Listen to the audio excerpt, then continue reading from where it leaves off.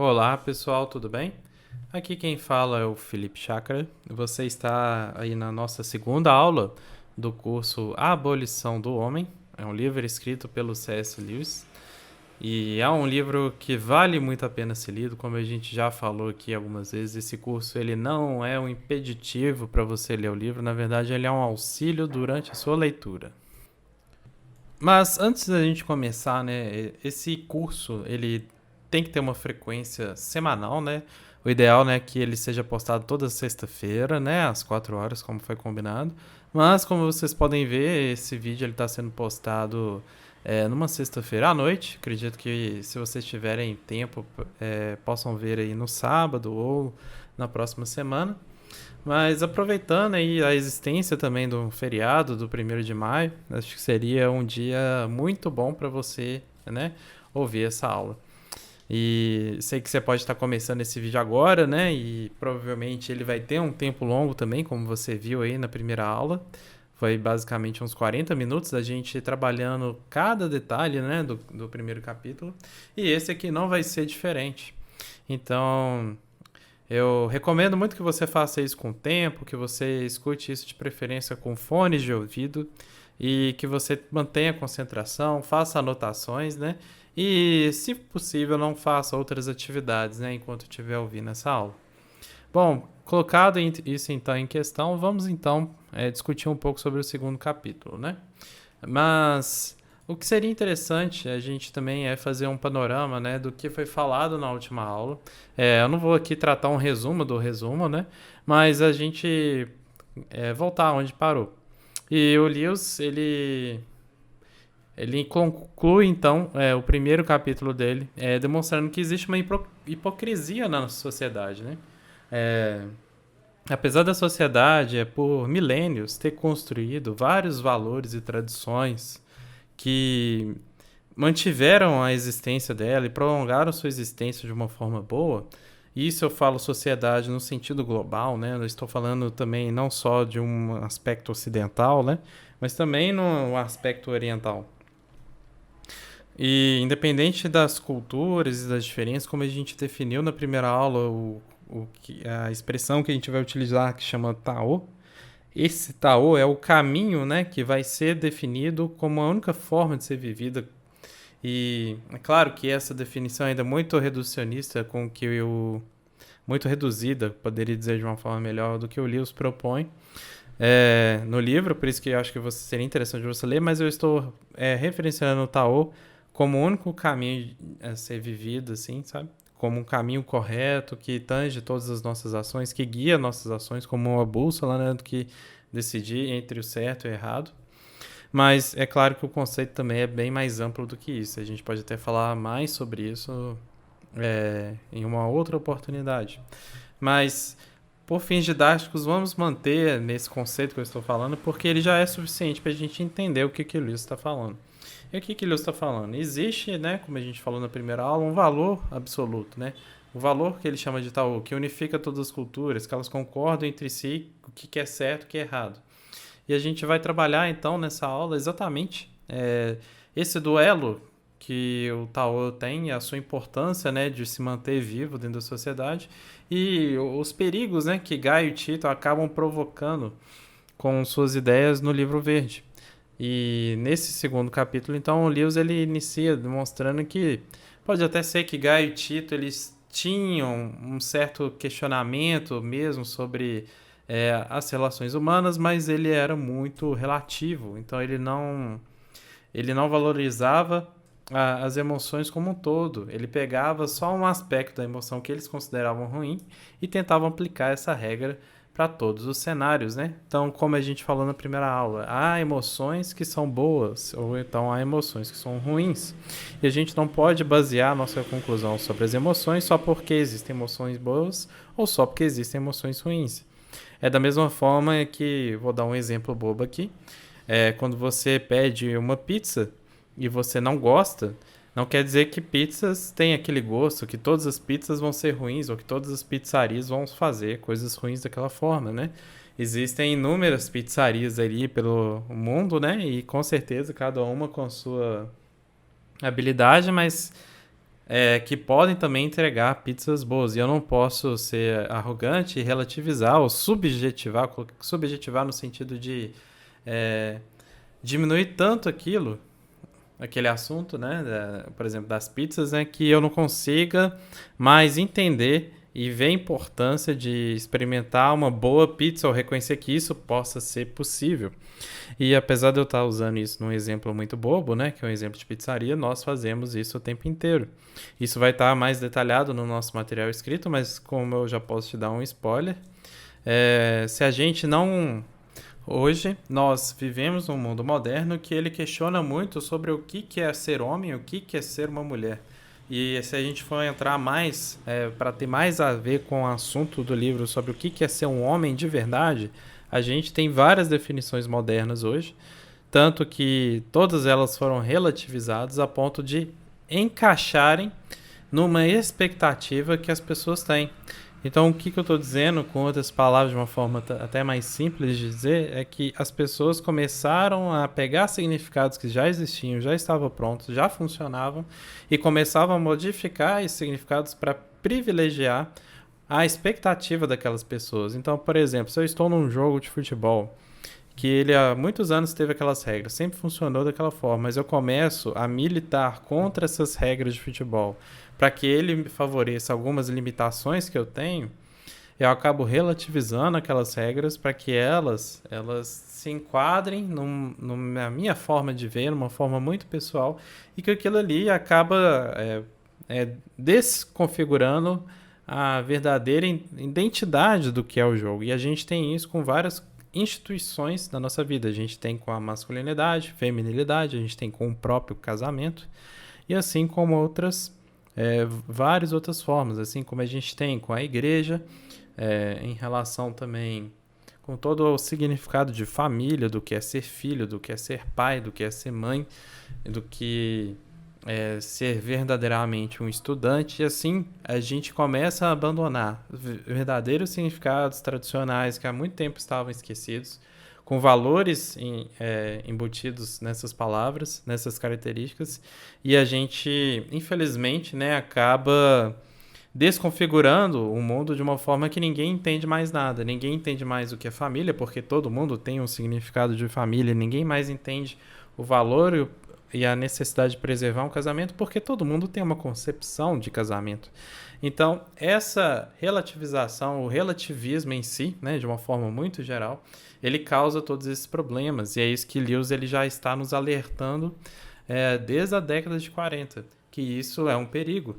E ele, com sua visão, como posso dizer, bem perceptiva, né, da consequência disso para o futuro, que é o que nós estamos vivendo hoje, ele considerado até como entre aspas, lógico, né, um profeta, né, por ele ter conseguido prever o que isso poderia ter acontecido. O Lewis ele inicia então o segundo capítulo demonstrando, né, de que existe, né, uma percepção de Guy e Tito que ela é uma percepção que relativiza muito as questões sentimentais do Tao, especificamente.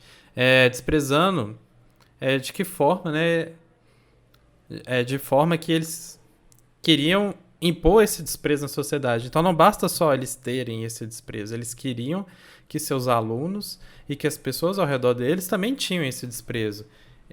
Isso, né, que a gente até discutiu no capítulo 1, né, que decorre da questão da doutrinação, que é uma questão muito que define a qualidade do educador, que é uma qualidade ruim, né, que o papel do educador é mostrar os caminhos que devem ser seguidos, mostrar as possibilidades, irrigar os jardins, irrigar os desertos, né, mas não ficar cortando as árvores que já estão definidas, ou seja, não ficar tentando moldar a mente das pessoas àquilo que você acredita e pronto, acabou, né?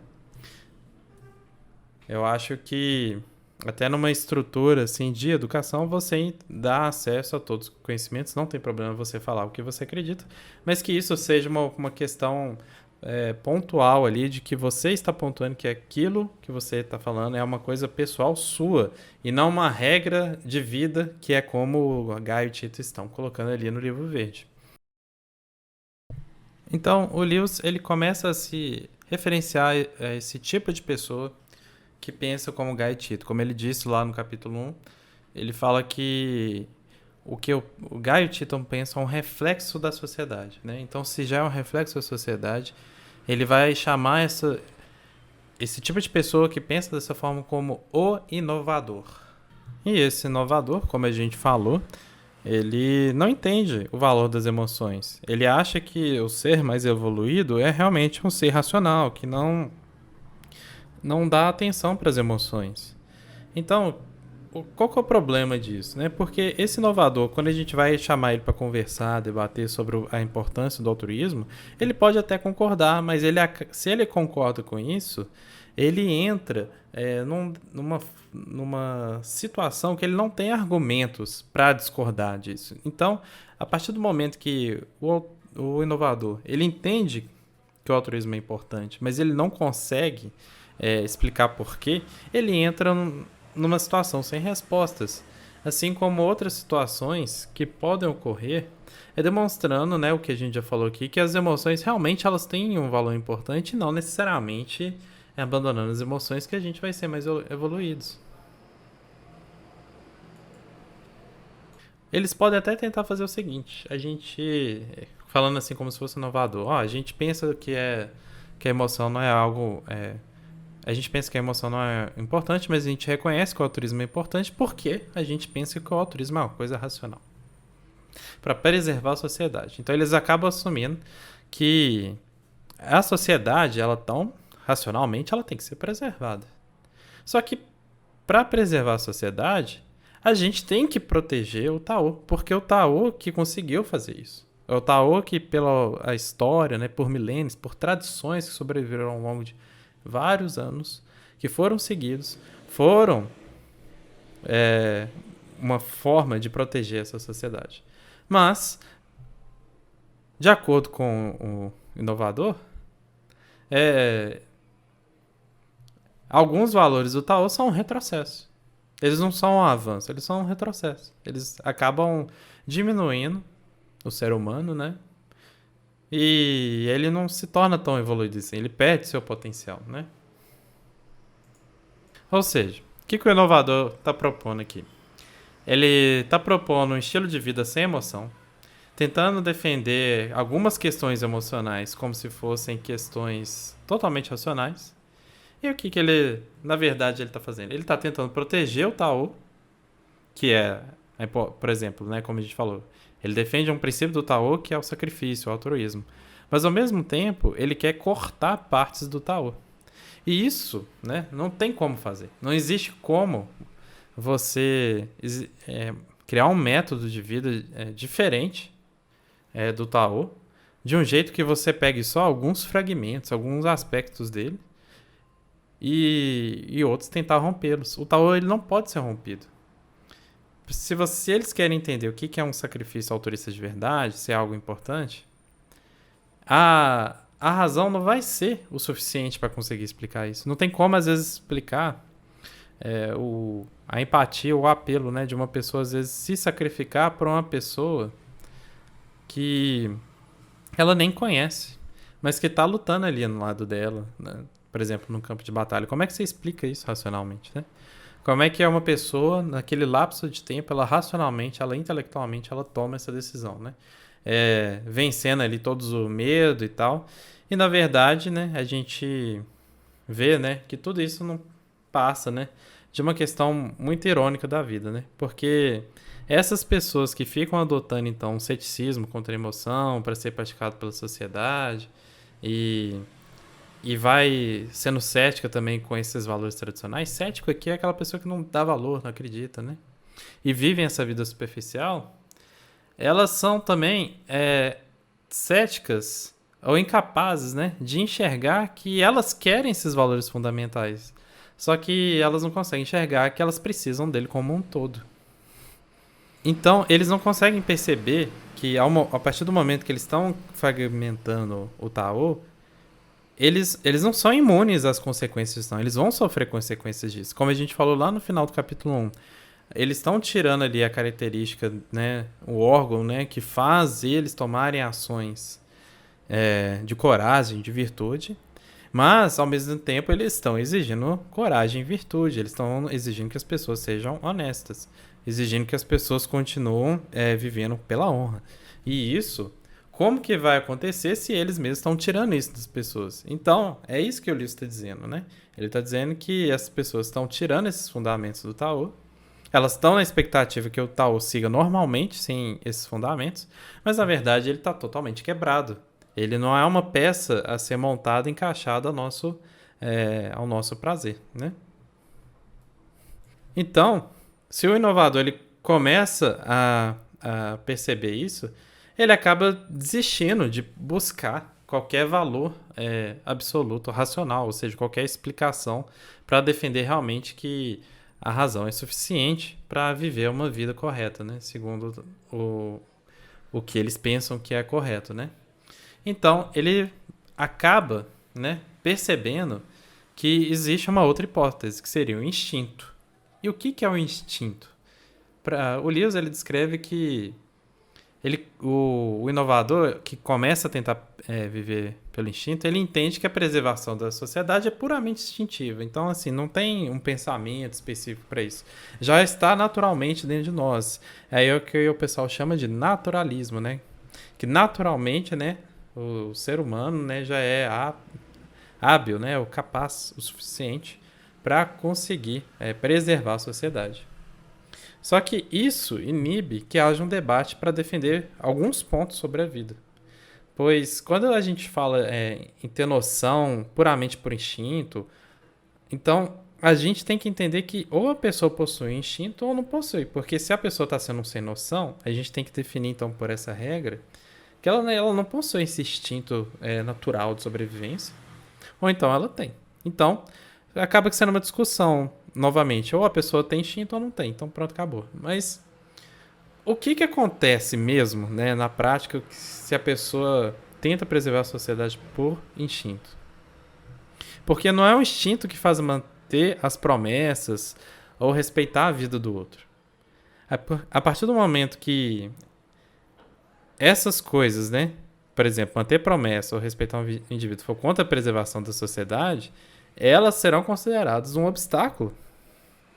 Então, a gente tem que entender que esse tipo de pensamento instintivo, né, esse estilo de vida instintivo, apenas cria um outro tipo de conflito com o Tao. Que, como a gente falou, o Tao é o que defende verdadeiramente a preservação da sociedade, tanto que ele tem tido êxito, né, ao longo dos anos. Milênios, né, na verdade. Então, assim, a gente tem que entender que nessa sociedade moderna, alguns abusos, isso o Lewis falando na época dele, às vezes alguns abusos foram permitidos porque existe uma nova moralidade, às vezes sexual, que para não ser tão desagradável, e tem que repercutir esse tipo de ideia instintiva, ou seja, alguns tabus, né, que nunca deviam ter sido quebrados, ou seja, algumas regras, algumas virtudes que não deviam ter sido quebradas, foram quebradas para atender os instintos. Então, eles fingem, na verdade, né, que eles estão fazendo isso pela preservação da espécie e tal, mas eles estão quebrando os tabus que ajudam na preservação da espécie. E a gente vai ver mais detalhes sobre isso, né, no material escrito, né, para a gente entender como que isso se aplica à nossa modernidade. Mas se eu puder também dar um spoiler sobre essa questão do material escrito, a gente já vive numa modernidade que a gente tem muitos gêneros, muitos tipos de relações, que agora não são mais entre pessoas, mas entre coisas, entre às vezes até animais que estão sendo relativizados, tudo por questão instintiva. Não existe uma explicação racional, não existe uma explicação científica, não existe uma explicação mais racional benéfica ou sentimental benéfica. É simplesmente instintivo, é porque eu sinto e eu sou o que eu sinto. Então a gente está tendo até recente isso, né? Por exemplo, uma briga entre o movimento LGB, que é lésbicas, gays e bissexuais, contra o restante, né, das siglas, né, que são os trans, os queers e assim como outros, porque os LGB eles estão vendo que existe uma relativização moral instintiva tão grande em relação a isso que nada mais está fazendo sentido pela pauta do pessoal das outras siglas, né? Isso já é a opinião do próprio pessoal. Então, assim, a gente vê reflexos disso, né, já na nossa vida de uma forma muito intensa na nossa sociedade, né, que a gente está vivendo. E, enfim, continuando, então. A... E o que acontece, então? Por que isso chegou a esse ponto? A nossa, como o Lewis define, né, a nossa sociedade, né, adotou métodos para que esses essas características, essas virtudes do Tao, elas não pudessem ter vida. É o que o Lewis fala de método contraceptivo. O método contraceptivo a gente utiliza para não ter filhos, ter uma relação sexual para não ter filhos. Mas o que o Lewis está falando aqui é uma coisa muito maior do que um método contraceptivo como camisinha e assim como outras coisas para impedir uma geração de filhos. Ele está falando de métodos contraceptivos para gerar na sociedade valores e virtudes que fazem sentido, para que a tradição continue viva, que ela continue viva em relação às novas gerações. E a gente tem uma estrutura nisso muito grande, né? Como eu falei, a gente tem uma relativização muito grande do que é ser homem, que é ser mulher, do que é ser aquilo, que é em todas aquelas outras instituições que foram mencionadas aqui. E isso acaba... Se você, por exemplo, se você valoriza a família no seu conceito verdadeiro, e se você entende o que é uma família destruída, né? Às vezes você nem precisa ter passado por uma família destruída, não falo nem por questões de sexualidade, mas falo às vezes por questões de adultério, que são coisas muito mais mais simples, assim, que não, como posso dizer assim, simples no sentido que não gera cancelamento, falar sobre isso, né? Mas que famílias que têm casos de adultério que foram destruídos, que os filhos, né, infelizmente presenciaram o casamento dos pais sendo destruído por causa disso, dificilmente nessa estrutura você vai conseguir repercutir nessa pessoa o valor da família, porque a experiência que ela teve foi uma família ruim. E exatamente, às vezes, por o homem ele ser repercutido de vários desejos e sinais de sexo, de pornografia, de cobiça e de ganância, que às vezes vem pela TV, pelas séries, né? E que acabam demonstrando vários personagens homens, né, que têm essa postura e ele se influencia por isso, assim, ou então pelos colegas que são influenciados, enfim. Estou me delongando aqui, mas apenas para ser bem claro, né, sobre o que o Lewis exatamente ele está falando. Então, assim, esse comportamento instintivo, o Lewis define que isso é apenas um falso guia, proporcionando para as pessoas como se fosse um carro sem motorista. A pessoa acaba sendo guiada ali por múltiplas vontades e que, se a gente for parar para analisar, elas são vontades que elas estão em briga entre si. Ou seja, ainda existe uma briga interna, uma divisão interna que é provocada por esse tipo de situação e às vezes vai vencer não a que está certa, mas é que foi a mais forte no momento. E quem pode definir que aquela mais forte no momento é uma decisão correta, uma decisão realmente boa, né? Então, assim, mesmo que o inovador ele tenha abraçado uma via instintiva, ele acredita que seus instintos são somente guiados pela preservação da espécie, ele, em si, ele não consegue entender que ele está sendo escravo, né, daquele instinto que foi mais forte, que acaba que não justifica as suas ações ali naquele momento, que a gente não consegue entender justiça naquele instinto, ou uma vida correta por aquele instinto. Então, se a gente for parar para pensar, uma pessoa que realmente escuta seu instinto e ela acha que é para preservar a sociedade, ela poderia... Então, assim, se eu estou escutando meu instinto e tudo que o meu instinto diz é para preservar a sociedade, então tudo que a pessoa faz por instinto é justificado. Então, se ela tiver um instinto, às vezes, de matar uma pessoa porque ela acha que o instinto guia ela para preservar a sociedade, ela vai matar a pessoa. Então, se todo mundo tivesse isso, cada um vai se matar e nenhuma sociedade vai existir, vai virar um caos.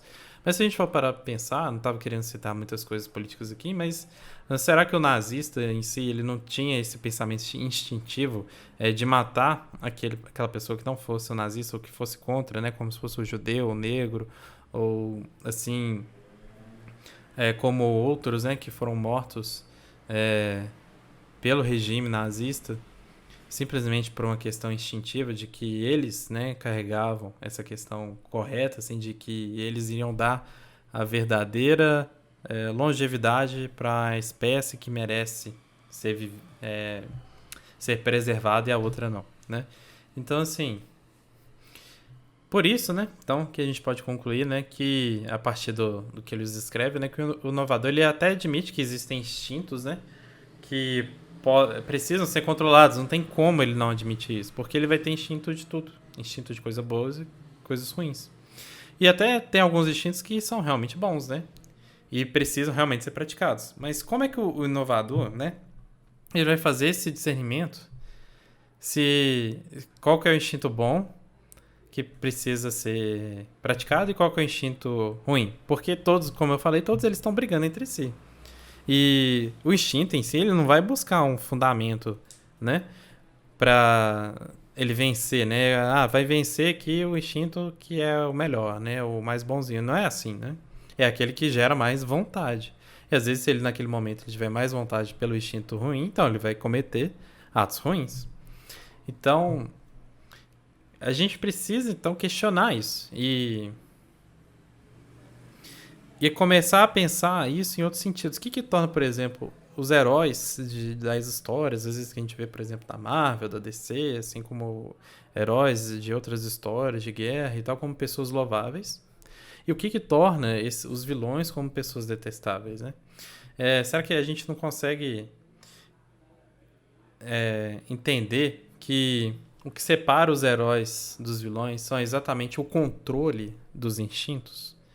Porque o que Lewis está definindo aqui, já no capítulo 1, ele já define que se o homem ele é extremamente racional, ele é um homem sem peito. Então ele não tem coragem suficiente. Agora o homem totalmente instintivo, que é o outro lado, né, extremo, ele vira um animal. Ele é um ser totalmente dominado pela sua vontade ali, que pode ser qualquer coisa. É uma roleta russa, né? O que sair ali primeiro, a primeira bala que sair, que tiver para sair é essa. E ao nível de caos que isso pode causar, né? Então, ele critica essa postura, né, do Gaetito, porque ou o homem é um homem sem peito e fraco e não consegue proteger nada, e ele se vive se enganando pela razão, ou então ele é um homem instinto, que ele vive aprisionado pelos seus sentimentos, suas emoções animalescas, e ele não consegue proteger a sociedade, que era sua principal motivação. E por que o instinto não é possível, né, de guiar assim, nossas decisões, né? Por que a gente precisa ter um controle sobre eles? E o que eles definem? Os instintos são como pessoas. Eles possuem visões, opiniões, perspectivas diferentes sobre o assunto. E então, vai vencer, né, aquele que tem a opinião mais forte, a visão mais forte, tudo que for mais forte. Então, a pessoa guiada pelo instinto ela não vai conseguir sair da sua autopreservação egoísta ou de um apetite sexual descontrolado, né? Como eu falei, de um comportamento animalesco. Então, outro ponto que a gente pode analisar também é que a pessoa que vive pelo instinto, ela não tem essa preocupação também de ter uma visão de futuro, porque ela sempre está vivendo o presente. Ela não está vendo uma perspectiva diferente. Ela está sempre centrada naquilo que ela está sentindo. Ela sempre está centrada internamente. Ela não consegue enxergar o mundo ao redor. Então, pessoas que são movidas por instinto, elas têm uma dificuldade de planejar a sua vida, de ter ações que ações que são pensadas nas suas consequências, ou seja, são pessoas que pensam nas consequências dos seus atos, do que elas estão fazendo, porque elas têm uma preocupação com a posteridade, elas têm um planejamento, elas têm uma educação, às vezes desde cedo, né, que foi às vezes até criada para isso, mas elas vão ter muita dificuldade de manter essa educação por muito tempo se elas continuarem nesse ritmo instintivo, porque o instinto em si, ele é o olhar para si mesmo, é o olhar para a sua necessidade, é olhar só para o que você diz, é só o que importa.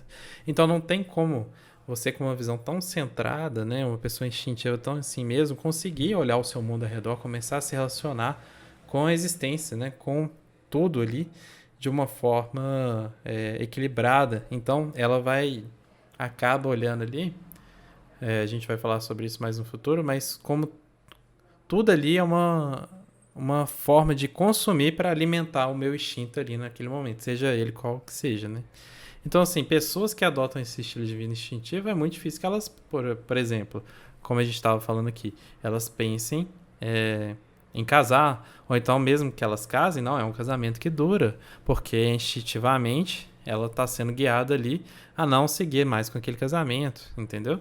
Ou então até constituir família, porque às vezes elas são focadas na próxima relação sexual que pode vir no outro dia e que elas querem ter com outra pessoa e não querem se comprometer. Então, da mesma forma que as pessoas são guiadas por um desejo de consumo que elas acham que é para preservar na sociedade, na verdade elas estão seguindo um caminho de autodestruição.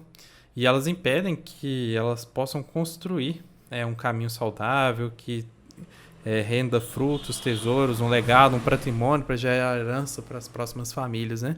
É por isso que o conceito de família ele defende herança, não para as pessoas simplesmente brigarem entre si para quem vai ter mais dinheiro e quem vai sugar o dinheiro dos pais e dar aos outros e todo o patrimônio que eles têm para ficar com eles e torrar esse dinheiro. Não, na verdade o conceito da herança é a gente acumular o máximo possível para que a próxima geração dessa família ela possa ter mais recursos para trabalhar com eles, né, e seguir em frente.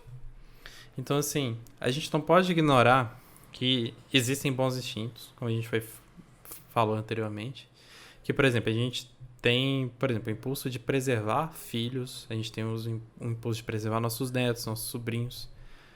Mas esse impulso bom, ele pode se tornar cada vez mais fraco. Por quê? Porque a partir do momento que a gente começa a se entregar na nossa futilidade, isso tem resultados devastadores. Então, dessa forma, é óbvio para os defensores do Tao, o Lewis acho que se enquadra nesse sentido, de que é óbvio, né, que os pais, né, possuem esse dever de proteger os filhos e tal. Mas esse senso de dever começa a se perder a partir do momento que esses pais começam a viver uma vida instintiva, né?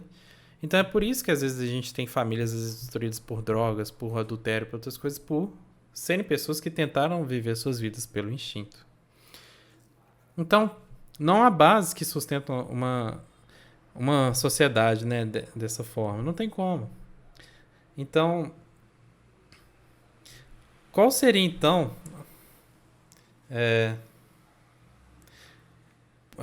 a justificativa dessas pessoas que vivem pelo instinto de achar que elas podem simplesmente negar alguns fundamentos do Tao e aceitar alguns outros que servem aí aos seus prazeres, né? Porque o inovador, ele é, como eu falei, ele que vive dessa vida instintiva, ele é incapaz de responder onde vem essa autoridade dele para ele definir o que ele pode escolher para aquilo ser realmente certo e definir o que ele está rejeitando, por que ele está rejeitando aquilo e por que ele define que aquilo que ele está rejeitando é errado. Na verdade, até é mais irônica a situação, porque o inovador ele não consegue chegar a uma conclusão do que é certo e o que é errado sem ter um Tao antes. Então, por exemplo, se a gente quer definir, né, que as mulheres, né, elas precisam ser respeitadas, como a gente tem às vezes numa discussão, numa ideologia feminista, no Tao a gente concorda com isso também. Só que a questão é que as feministas elas estão pregando um respeito para as mulheres de uma forma que as mulheres possam abortar, mesmo que o aborto seja de mulheres também. Então, peraí. Elas chegaram à conclusão que tem que respeitar as mulheres, mas elas não querem respeitar nem as mulheres do próprio ventre, e elas querem respeitar as mulheres, mas para respeitar as mulheres, até chegar nessa conclusão, tem um fundamento mais, né, por trás disso, que é o respeito pela vida. Que aquele ser vivo, ele importa, sendo ele homem ou mulher, né? E eles têm o valor como pode ser assim, igual, né? De acordo com o Tao. Então, assim, é engraçado que o que a gente vive, né, na nossa sociedade é exatamente isso. A gente tem diversos pensamentos instintivos que querem escolher partes do Tao, mas querem recusar os outros. E deixa a situação um tanto quanto estranha. E o Tao em si, como é que ele é formado? Será que ele pode, né, ser realmente modificado? Porque a gente tem modificações no Tao ao longo da história. O Tao realmente ele foi modificado, mas ele não foi modificado racionalmente nem instintivamente. As modificações que foram feitas no Tao para que ele pudesse melhorar ao longo da história foram de pessoas que realmente acreditaram que todo o Tao era importante e não tentaram tirar nada dele. Na verdade, acrescentaram coisas que aumentavam ainda mais o seu valor. Então vamos pegar, por exemplo, um exemplo que o Lewis dá. O Lewis ele dá, por exemplo, um exemplo do Confúcio, que ele fala assim: o Confúcio, na citação de Lewis, diz: não faça aos outros que você não gosta que façam a você. Só que o dito cristão, ele vai lá e pega esse conceito, né, através de Jesus, e fala assim: ó, em tudo, façam aos outros o que vocês querem que eles façam. Isso já é uma melhoria. Por quê? Se a gente pegar o dito do Confúcio, o que o Confúcio está dizendo? Não faça aos outros que não gosta que façam a você. Ou seja, o Confúcio está dizendo: não vai cometer ações que você não gosta que façam com você. Então, a dica do Confúcio é não fazer. Então, não faça. Que já é uma dica proibitiva, né? Para restringir ações que você não gostaria. Agora, o dito cristão, ele põe uma outra coisa. Ele fala assim: façam aos outros o que vocês querem que eles lhe façam. Então, o dito cristão ele já está indo para o sentido prático, ele já está falando para você fazer. Mas faça aquilo o que você gostaria que te fizesse. Que já é um acréscimo. Por quê? Se a gente vai aplicar só o Confúcio, ninguém ia fazer nada que não gostasse. Mas se a gente aplicando o dito cristão, a gente começa a aplicar também o que gostaria que recebesse, né? No sentido bom da coisa. Então, o Lewis, ele cita como crítica que não faz sentido essas pessoas que não gostam do Tao ficarem tentando desconstruir ele para que ele sirva ao seu bel prazer. Porque, por exemplo, vamos supor que existe um escritor e que ele só sabe falar inglês. E esse escritor nem se dá o trabalho de estudar a língua inglesa, ele não gosta da língua inglesa. E ele ainda se propõe a fazer uma crítica a essa língua. Às vezes até adotando algumas coisas que ele conhecia ali, né, alguns ditos e tal, populares, que ele gosta, acha engraçado, mas ele fala que depois a língua portuguesa, por exemplo, do Brasil, é um desperdício de tempo aprender. E será que esse tipo de crítica realmente faz sentido? Porque eu venho de uma pessoa que não valoriza a língua, que ela não se preocupou em estudar a língua como um todo, entender seu real valor de importância ali, e depois fazer uma crítica construtiva, ou seja, uma crítica de aumentar o valor da língua. Não foi isso que foi feito. Mas o que o Lewis está defendendo que seja feito, né, é que aquele, né, que se põe lá a criticar, que seja uma pessoa apaixonada por essa língua portuguesa, né? Que eu estou explicando com as minhas palavras, né? Claro, não é isso que o Lewis fala exatamente no livro. Ele não fala sobre língua portuguesa. Mas eu estou dizendo que, da mesma forma que um poeta apaixonado, ele escreve versos assim para mostrar como a sua língua é rica e ela tem muito a oferecer, e isso acaba enriquecendo ainda mais pela estrutura que ele vai usando, todas as regras e tal, tudo, a forma como ele projeta a sua escrita, demonstra que ele está agregando ali para o enriquecimento da língua e da sua evolução com o tempo. Então é da mesma forma com o Tao. Pessoas que amam o Tao é que conseguem realmente aprimorá-lo. Então o Lewis ele até cita um questionamento de que ele não está colocando ali de que a visão do Tao, ela obrigatoriamente ela tem que ser cristã. Até porque ele se confessa como cristão, mas não é isso que ele está querendo dizer. Mas ele está querendo dizer que existem valores, né, absolutos no Tao. E se você quer modificar, ter autoridade para modificar o Tao, você tem que entrar nisso, você tem que participar disso, você tem que entender a importância do Tao e seus fundamentos. Como diz Aristóteles, né, que só aqueles que foram bem criados podem ter sucesso no estudo da ética. Então, para o homem corrupto, o homem que se coloca fora do Tao, o ponto de partida exato dessa ciência se torna invisível. Ou seja, o homem ele, que não consegue entender o valor do Tao, ele jamais vai conseguir enxergar o Tao como completo. Não vai conseguir enxergar o Tao totalmente. E com isso não vai conseguir enxergar pontos verdadeiros de melhorias que podem ser agregados. Então, dessa forma, é impossível, né, criticar o Tao, tentar melhorar só retirando fragmentos dele e tentar praticar só alguns fundamentos que foram rompidos. O Tao está intrinsecamente interligado com outros fundamentos, e isso o torna impossível de existir plenamente a partir do momento que ele é quebrado. Então, como diz o Lewis, são ramos que são enxertados na árvore. São ramos que dependem da base da árvore para sobreviverem. Assim, da mesma forma, qualquer crítica ao Tao consistente precisa vir de dentro, respeitando a sua base. Sendo assim, podemos começar a entender por que o homem moderno está encontrando sua abolição. E é isso que a gente vai falar, então, na nossa próxima aula do capítulo 3, que chama Abolição do Homem. Agradeço muito aí pela sua paciência, por ter me ouvido até aqui. Espero você aí na próxima aula. E claro, não deixe aí de curtir se você gostou, de compartilhar com seus amigos e também com as pessoas que você sabe que têm dificuldade em ler a Abolição do Homem, e compartilhe esse vídeo, esse áudio, para que elas possam também aprender e serem impactados, né, com essa aula, com esse conhecimento que eu estou trazendo aqui para vocês.